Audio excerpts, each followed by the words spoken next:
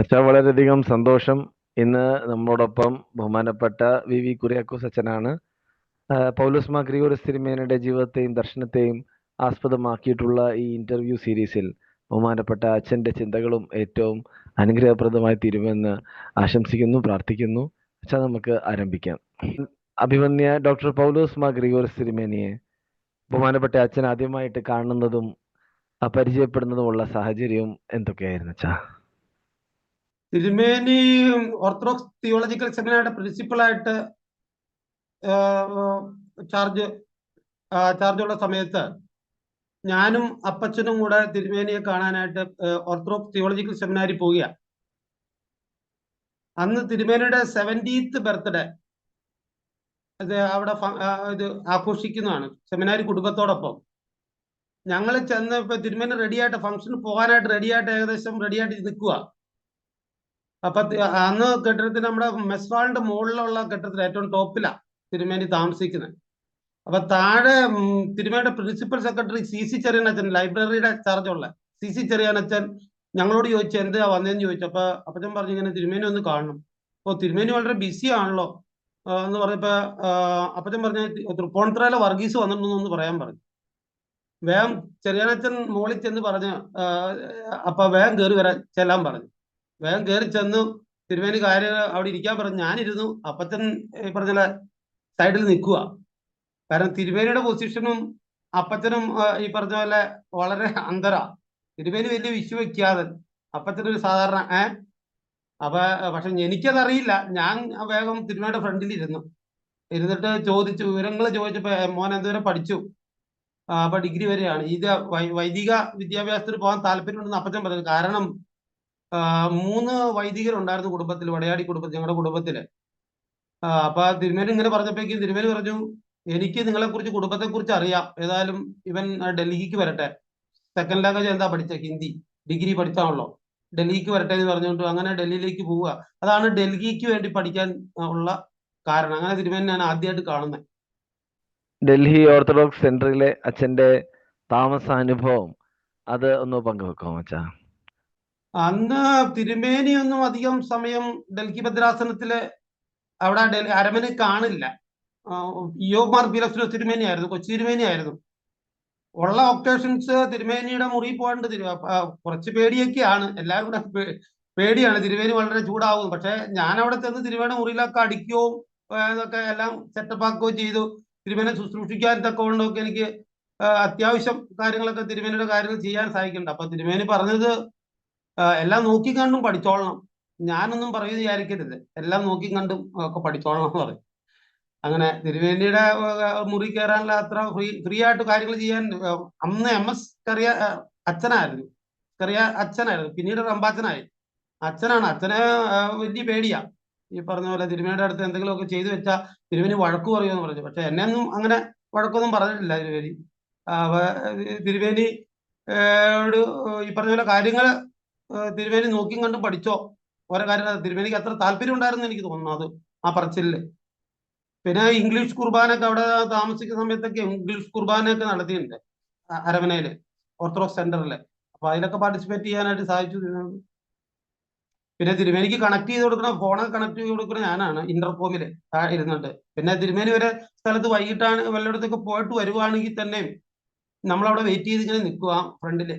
അവിടെ തിരുമേനി കയറി അങ്ങ് പോകും. പോയി കഴിയുമ്പോഴാണ് പിന്നെ ഉറങ്ങാൻ പോകുന്നത്. അങ്ങനെയൊക്കെയാണ് തിരുമേനിയുടെ. ഒന്നും വലിയ കാര്യമായിട്ടൊന്നും മിണ്ടുവൊന്നുമില്ല. അച്ഛാ, തിരുമേനി ശുശ്രൂഷ ചെയ്യുന്ന സമയങ്ങളിൽ അച്ഛനുണ്ടായ നല്ല ചില അനുഭവങ്ങളൊക്കെ ഒന്ന് പങ്കുവെക്കാം അച്ഛാ. ശുശ്രൂഷ കാലഘട്ടത്തിൽ ഈ പറഞ്ഞ പോലെ തിരുമേനി ഞാൻ പറഞ്ഞില്ലേ, ഡൽഹി അരമനയിലും അത്യാവശ്യം ചില കാര്യങ്ങൾ തിരുമേനിക്ക് വേണ്ടി ചെയ്തു കൊടുക്കാൻ സാധിച്ചു. അതേപോലെ ശ്രുതിയില് താമസിച്ചുകൊണ്ടിരുന്ന തിരുമേനി, കോട്ടയത്ത് ശ്രുതി താമസിച്ചുകൊണ്ടിരുന്നപ്പോഴാണെങ്കിലും തിരുമേനി ഈ പറഞ്ഞ പോലെ ഓരോ കാര്യങ്ങൾ ചെയ്തു കൊടുക്കാനായിട്ട് സാധിച്ചു. അന്നിപ്പോ തിരുമേനിക്ക് ഈ പറഞ്ഞ പോലെ ഷുഗറും കാര്യങ്ങളൊക്കെ ഉള്ള സൂപ്പ് വെച്ച് കൊടുക്കണമെന്ന് പറഞ്ഞു. തിരുമേനിക്ക് സൂപ്പ് വെച്ച് കൊടുത്ത് ഞാൻ ഇത്തിരി പേടിച്ചൊക്കെയാണ് ഉണ്ടായത്. കാരണം എനിക്ക് അത്ര പ്രിപ്പറേഷൻ ഒന്നുമില്ല. തിരുമേനി പറഞ്ഞ പോലെ ഒക്കെ തന്നെ അവിടെ ചെയ്ത് തിരുമേനി കൊടുത്ത് വളരെ ഇത് സന്തോഷമായിട്ട് കുടിച്ചു. വീണ്ടും കൊടുക്കാൻ പറഞ്ഞ് കുടിച്ചു.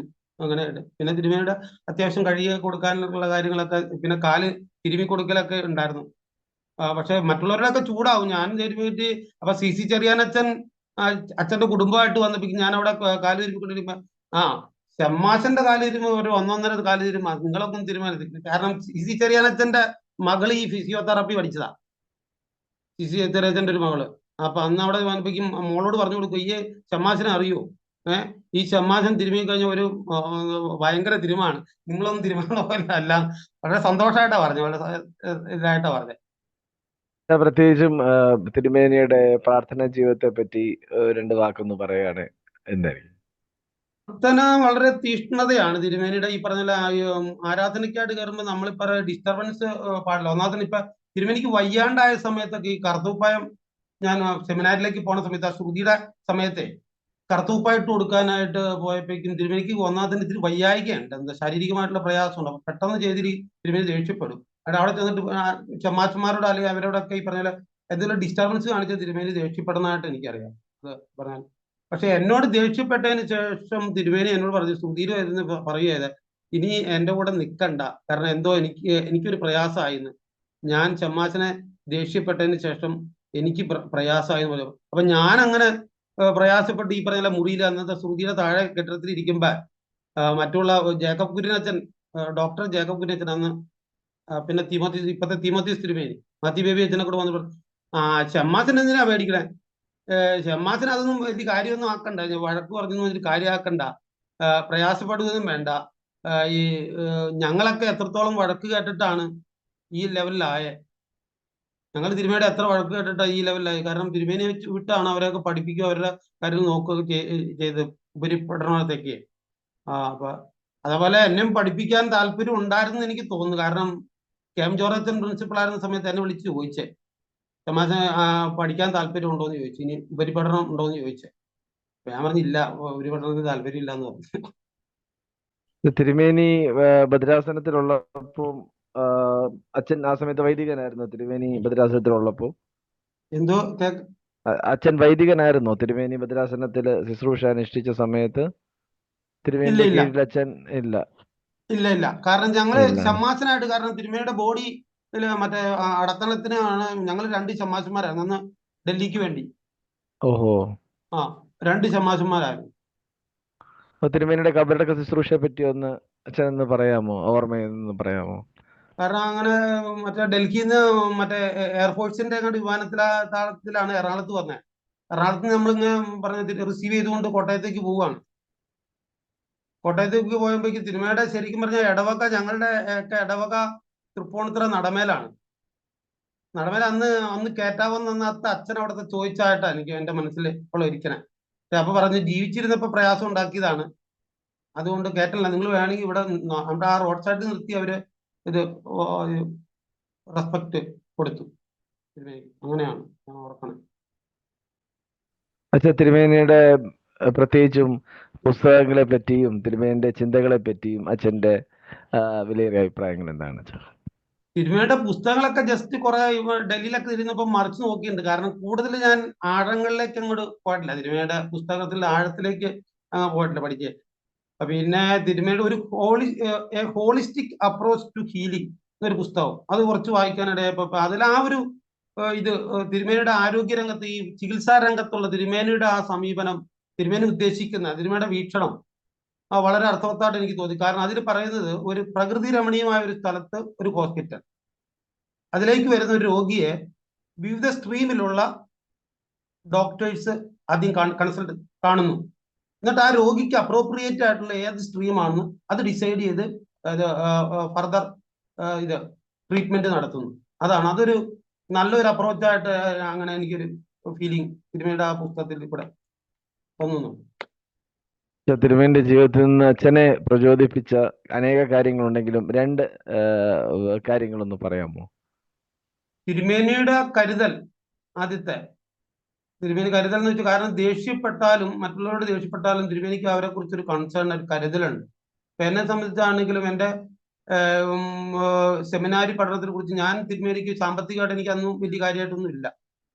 ഇപ്പൊ തിരുമേനിക്ക് ഞാൻ ആപ്ലിക്കേഷൻ എഴുതി, തിരുമേനിക്ക് ഒരു ലെറ്റർ എഴുതി കഴിഞ്ഞപ്പോൾ തിരുമേനി അപ്പൊ തന്നെ ചെക്ക് എൻ്റെ പേർക്ക് അയച്ചു തന്നു. കാരണം പുസ്തകത്തിന് വേണ്ടിയിട്ടാണ്, പുസ്തകം മേടിക്കാനുള്ള കാശിന് വേണ്ടിയിട്ട് അപ്പൊ തന്നെ തിരുമേനി അതിന്റെ ചെക്ക് അയച്ചു തന്നു കോട്ടയം സെമിനാരി. അപ്പൊ നമ്മൾ പഠിക്കണമെന്നോ അല്ലെങ്കിൽ ഇതാവണമെന്നുള്ള ഒരു കരുതൽ അല്ലെങ്കിൽ ഒരു ഓരോരുത്തരെ കുറിച്ച് തിരുമേനിക്ക് അത് ഉണ്ടെന്നുള്ളതാണ് എനിക്ക് തോന്നുന്നത്, ആ ഒരു കരുതൽ. പിന്നെ ഒരു അയൽവക്ക ബന്ധം എന്ന് വെച്ചാൽ സ്നേഹം തിരുമേനി വളരെ കാര്യമായിട്ട് സൂക്ഷിച്ചെന്നുള്ളതാണ്. കാരണം മറ്റുള്ളവരൊക്കെ പലരും, ഞാൻ സെമിനാറിൽ പലരും വന്ന് തിരുമേനെ കാണാൻ വന്നപ്പോ ഈ പറഞ്ഞ സൂക്ഷിക്കുമ്പോ താഴെ നിൽക്കുക അവർ പേടിച്ചിട്ട്. തിരുമേനി അപ്പൊ തിരുമേനി വേറെ ഏതെങ്കിലും ഒരു മീറ്റിങ്ങിലാണ്, ഈവൻ അന്നത്തെ മാത്യുസ്ഥിതിയും ബാവ പോലും, ഞാൻ അവിടെ ഇരുന്നപ്പോ മാത്യുസ്ഥിതിയും ബാവലും തിരുമേനി അവിടെ ഞാൻ അവിടെ ഇത്തിരി നേരം വെയിറ്റ് ചെയ്യാന്ന് പറഞ്ഞു തിരുമേനി ബാവ. അപ്പൊ ഞാൻ പറഞ്ഞു, ഞാൻ എന്തിനാ ബാവ വെയിറ്റ് ചെയ്യണേ, വേഗം ഞാൻ മോളിൽ കയറി തിരുമേനോട് പറഞ്ഞപ്പോ കയറി വരാൻ പറഞ്ഞു. അങ്ങനെ. പിന്നെ വേറെ ഒരു പാലാമ്പടത്ത് ആരണ്ട് വന്നപ്പോ ഇങ്ങനെ ചായപ്പൊടിയായിട്ട് അത് കൊടുത്താൽ മതി, തിരുമേനിയുടെ കൈയിട്ട് കൊടുത്താൽ മതി, ഞാൻ പോവാ അങ്ങ് പറഞ്ഞാൽ മതി പറഞ്ഞു. കാരണം അതൊക്കെയാണ് തിരുമേനിയുടെ ഇത് രീതി, തിരുമേനിയായിട്ടുള്ള. പിന്നെ ഞാൻ പറഞ്ഞു വന്ന കരുതല്, തിരുമേനിയുടെ കരുതൽ എന്നില്ലേ, കരുതല്, മറ്റുള്ളവരെ കുറിച്ചുള്ള ഒരു കരുതല്. പിന്നെ ഒരു നിരീക്ഷണ പാടവം, ഒരാളെ മനസ്സിലാക്കാൻ തക്കവണ്ണം തിരുമേനി എങ്ങനെയാണ്. അതിപ്പോ ഡൽഹിയിൽ നിന്ന സമയത്ത് എൻ്റെ കൂടെ ഒരു ബ്രദർ ഉണ്ടായിരുന്നു, എൻ്റെ, അതും ഈ പറഞ്ഞ പോലെ അച്ഛനാവാനുള്ള ഒരു ആഗ്രഹത്തിൽ വന്ന് നിന്നതാ. അന്ന് കൊച്ചു തിരുമേനി ഉണ്ടെന്ന് തോന്നുന്നു അവിടെ. അപ്പൊ തിരുമേനി സാധാരണ ഇറങ്ങി വരുന്നത് ഈ പറഞ്ഞ ഭക്ഷണം കഴിക്കാനായിട്ട് ഒക്കെ ഇറങ്ങി വരുമ്പോ തിരുമേനി ഇങ്ങനെ നോക്കും. ജസ്റ്റ് നമ്മൾ തിരുമേനി നോക്കുന്നത് നമ്മൾ ചിലപ്പോൾ കാണില്ല, പക്ഷെ തിരുമേനി നോക്കുന്നുണ്ടാവും നമ്മുടെ നിൽപ്പ്, പെരുമാറ്റ രീതി ഏതൊക്കെയാണ്. അപ്പൊ ഈ എൻ്റെ കൂടെ നിന്ന ബ്രദറിന്റെ കാര്യത്തില് എന്നിട്ട് റംബാത്തിനോട് പറഞ്ഞെന്ന് ഞാൻ അറിഞ്ഞ, ആ ബ്രദറിന് ഇവിടെ നിർത്തണ്ട, പറഞ്ഞു വിട്ടേക്കാൻ. അങ്ങനെ പറഞ്ഞു വിട്ടതാ. പിന്നെ നിർത്തിയില്ല. കാരണം അത് തിരുമേനി നോക്കി കൊള്ളാവുന്നവനാണോ, അല്ലെങ്കിൽ അത് പല രീതിയിലായിരിക്കും തിരുമേനിയുടെ വ്യൂ പോയിന്റ്, തിരുമേനി നോക്കുന്നതായിരിക്കും ഒരു പക്ഷേ. സന്തോഷം, ഇത്രമാത്രം കാര്യങ്ങൾ അച്ഛൻ ഷെയർ ചെയ്തതിൽ തിരുമേനിയെ പറ്റി. ആ ഒരു കാലഘട്ടത്തിൽ അച്ഛന് തിരുമേനിയോടൊപ്പം ശുശ്രൂഷിക്കാൻ പറ്റിയിട്ടുള്ള ഒരു സാഹചര്യം, അനുഭവങ്ങളും ഒക്കെ. ഒത്തിരി സന്തോഷം അച്ഛാ. Thank you. സന്തോഷം അച്ഛാ. Thank you. ഒത്തിരി സന്തോഷം അച്ഛാ. Thank you.